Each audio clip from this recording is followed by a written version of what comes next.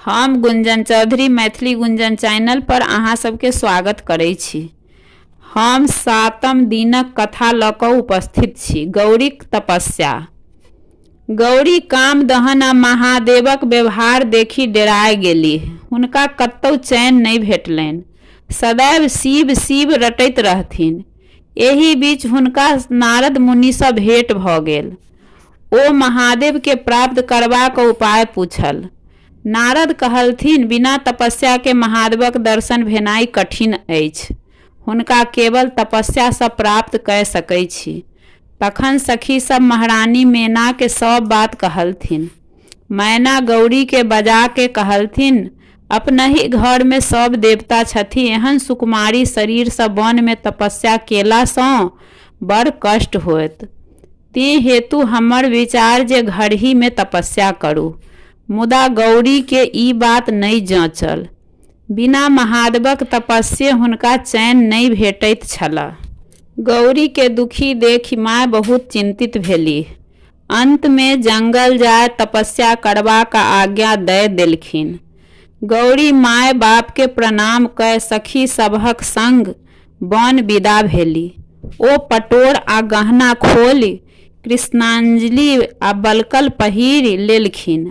गौरी शिखर नामक चोटी पर गेलीह। फल फूल से लदल मनोरम स्थान के देखि ओकरा साफ कऽ तपस्याक वेदी बनाओल। ओहि पर बैसि ओ कठिन तपस्या आरंभ केलनि। गर्मी मास में चारू कात धूनी लगा कऽ सूर्य दिस तपस्या करथिन।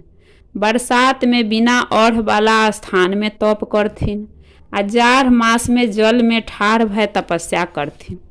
जे तपस्या मुनिगण पार नहि लागल से तपस्या एकटा सुकुमारी कन्याक करैत देखि मुनि लोकनिक हुनकर दर्शन करय आबय लागल। सब हुनकर प्रशंसा करय लगलाह। ओहि आश्रमक अद्भुत हाल छल। ओतय गाय सिंह एकहि घाट में पानि पीबैत छलाह। गौरीक तपस्या प्राप्तसँ कैलाश ओ गौरी शिखर में कोनो अंतर नहि रहल। गौरी सँ प्रभावित भऽ ऋषि मुनि सब नारदक संग महादेवक ओतय गेलाह। हुनका सब विनम्र भऽ कहलखिन, हे महादेव, गौरी तऽ एहन तपस्या कऽ रहल छथिन जेहन आइ तक ने कियो कयलक आ ने आगू कियो कऽ सकत। आबहु अपने हुनका पर प्रसन्न भऽ हमरा लोकनिक लाज रखियौन। महादेव कहल, गौरी अपन तपस्या से हमरा प्रसन्न कऽ देलखिन। आब हुनकर मनोरथ पूर्ति हम करब। अहाँ लोकनिक जाइत जाउ। अहाँ सभक काज अनायासे भऽ जायत। महादेव बूढ़ बाबाजी का रूप धऽ गौरीक तपस्याक स्थान पर गेलाह। बाबाजी रूप के देखि गौरी हुनकर स्वागत सत्कार केलनि। बाबाजी प्रसन्न भऽ हुनका पुछलखिन जे कोनो तरहक विघ्न बाधा तऽ नहि अछि। इहो पुछलखिन जे कोन कामना सँ एतेक पैघ तपस्या करैत छी। गौरी अपने किछु उत्तर नहि दऽ अपन सखी के इशारा केलनि। ओ कहलथिन जे हमर सखी महादेव सँ विवाह करबाक कामना सँ तपस्या कऽ रहल छथि। जहिये ई तपस्या शुरू केलखिन तहिये आश्रम में फल फूल लगौलखिन। ओ सब गाछ बढ़िया फल फूल दऽ रहल अछि, लेकिन हिनकर कामनाक फलक एखन अंकुरो नहि फूटल अछि। बाबाजी गौरी सँ पूछल, कि ई बात सत्य कहैत छथि? गौरी उत्तर देलखिन, हाँ, ई सत्य कहैत छथि। ताहि पर बाबाजी अपन निराशा प्रकट करैत विदा भेलाह। जे हुनका होइत छलनि जे गौरी कोनो पैघ कामना सँ एहन कठिन साधना में लागल छथि। गौरी हुनका जाइत देखि रोकबाक प्रयास करैत पुछलखिन जे हमरा से कोन अपराध भेल जे एना निराश भऽ तमसायल जाइ छी। बाबाजी बजलाह, अहाँ हमर अपराध नहि कऽ अपन हानि कऽ रहलहुँ अछि। हमरो पहिने अहाँ पर श्रद्धा भऽ गेल छला, मुदा अहाँक अभीष्ट बुझि घृणा भऽ गेल। अहाँ असरफी बेच माटि कीनय चाहैत छी। हाथीक सवारी छोड़ि बरदक पर चढ़य चाहैत छी। सूरजक प्रकाश छोड़ि भगजोगनीक इजोत में रहैत चाहै छी। कोठा सोफा त्यागी मरघट में दिन बिताबय चाहै छी। कतय सर्व संपन्ने इंद्रादि देवता, कतय भिखमंगा महादेव। अहाँ सन सुकुमारी आ परम सुंदरी के ओही बूढ़ भिखमंगा महादेव जोड़ी केहन लागत। अहाँ एहन चंद्रमा सन मुख आ महादेवक दाढ़ी मोछ वाला मुँह, अहाँ का कमल सन आँख आ हुनकर 3टा आँख, अहाँ के माथ में फूल के बेनी आ हुनकर माथ पर देह में छाउर, अहाँ के शरीर में सोना का गहना आ हुनका शरीर में सांप लपेटना आ गर्दन में मुंडक माला। अहाँ मंगलकारी आ ओ अमंगल। अहाँ महाराज हिमालय के बेटी आ ओ कक्कड़ संतान छथि से ओहो नहीं जनैत अछि। धनिक तेहन छथिन जे देह पर लत्ता मात्र नदारथ छनि। कन्या लेल लोक बर में जे गुण तकैत अछि तही में एकोटा गुण महादेव में नहीं छनि। हुनका सँ विवाह करैला सँ अहाँ का कोनो मनोरथ नहीं पूरत। अहाँ पर महादेव जे कनिको अनुराग रहतनि तो ओ कामदेव के नहीं जरैबतथिन। ओ अहाँ के योग्य बर कदापि नहीं छथिन। महादेव निर्गुण ब्रह्मा थिकह। ओ अपन इच्छा अनुसार सगुण सेहो होइत छथि। ओहे ब्राह्मणक रूप धरि संसार सृष्टि करैत छथि। सबहक आदि पुरुष होएक थिकह। हुनकर बाप पुरुष के भय सकैत छथि। सब विद्याक आदि ओहे छथि। हुनके श्वास सँ वेद बहरायल अछि। तखन ओ मुख कोना भऽ सकैत छथि। कोनो गरीब लोक मन सँ हुनकर पूजा करैत अछि तऽ ओ अत्यंत धनिक भऽ जाइत अछि। हुनकर लीला अपरंपार छनि। सुंदर सँ सुंदर आ कुरूप सँ कुरूप हुनके रूप छनि।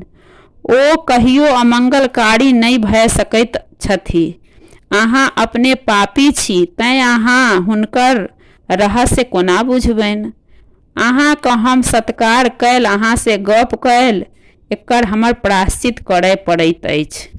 बाबाजी फेर किछु बाजल लगला। गौरी अपन सखी से बाबाजी के हटाए देबय कहलथिन। ओ कहलथिन जे फेर ई महादेवक निंदा करता। पैघक निंदा केला सँ करबै वाला के सिर्फ पाप नहीं होइत अछि वरना सुननिहार के सेहो होइत छैक।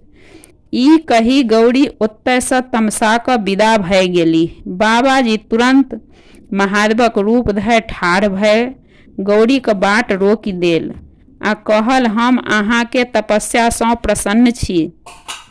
जे वरदान मांगब से मांगू। आइ सँ हम अहाँ का कीनल दास छी।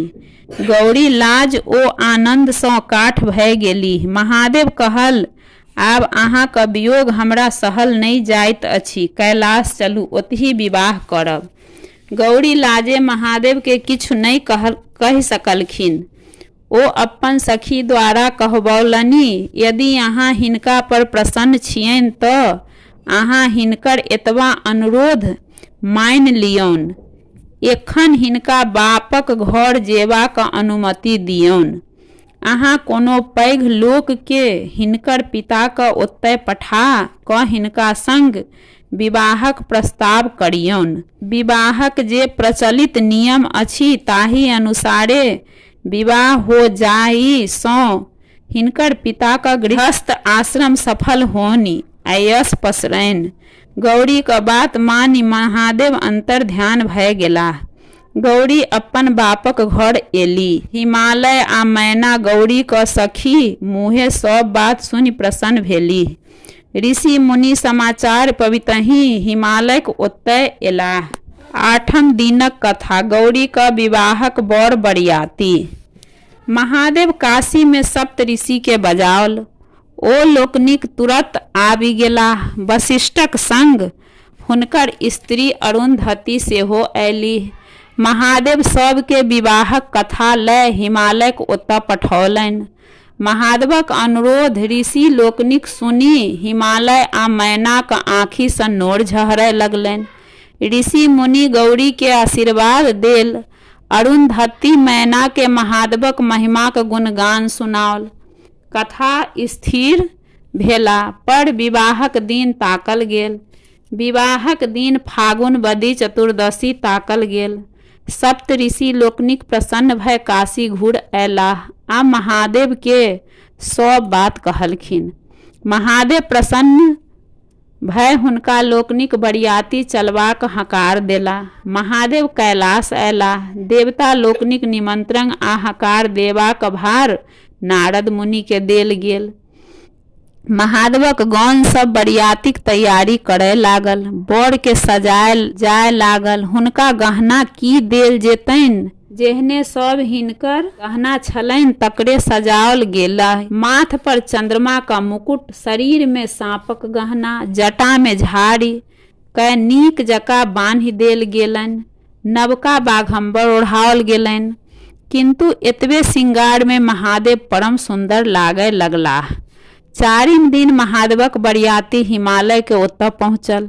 हिमालय अपन कुटुम्बक संग बरियातीक लोकनिक सत्कार में लागि गेलाह।